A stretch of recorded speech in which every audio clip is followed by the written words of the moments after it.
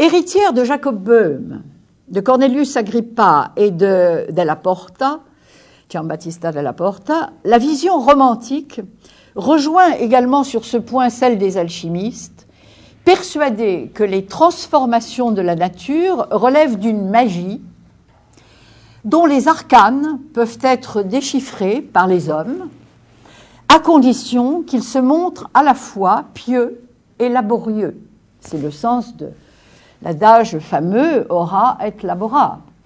C'est dans cette lignée qu'il faut situer, par exemple, l'idéalisme magique de Novalis,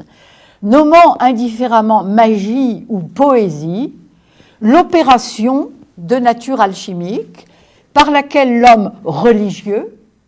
au sens romantique, non seulement est capable de cette contemplation, de cette, comme le disait tout à l'heure, de cette piété, de cette capacité d'épier, mais de façon pieuse, prend en charge donc la spiritualisation de la nature et de la terre, dont il a entrepris l'éducation, au sens novalisien du terme. Alors, quand donc Novalis affirme lui aussi, je le cite, que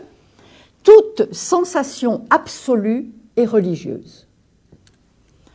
On ne sait de prime abord si une telle absoluité, celle de la sensation, s'impose sans préalable comme religieuse, ou si elle est la résultante d'un processus sous-jacent assimilable à une transmutation. Novalis ne dit pas, il est vrai, que la sensation, vécue comme absolue, permet de connaître Dieu en tant qu'absolu, transcendant et parfait, mais qu'elle donne accès à un infini, seul vraiment religieux. Et associé par Schleiermacher et par nombre des romantiques à la perception intuitive de l'univers en tant que un et tout, en quoi l'on reconnaîtra aisément l'enkaipan ou l'entopan des hermétistes et alchimistes. Alors, nul n'est, à mon sens, allé aussi loin dans cette perspective que la jeune poétesse et chanoinesse, d'ailleurs il faut le rappeler au passage, Caroline von Gunderode, qui, la veille de son suicide, très romantique comme chacun sait, au bord du Rhin, adressa un amical merci, c'est son expression, aux 4 éléments. Elle les salue, un peu à la manière dont saint François saluait lui aussi le soleil, la lune, etc. Donc elle salue l'eau, la terre, l'air, le feu, pour l'avoir fidèlement soutenue durant sa brève existence, elle est morte à 26 ans, puis rejoignit par un coup de poignard ce tout dont elle avait si magnifiquement parlé dans un fragment apocalyptique qui a été traduit dans la légende dispersée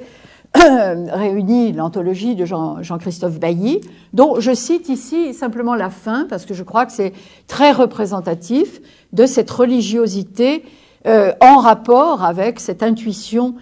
active du tout, du entopan. Je la cite, libre, donc ce fragment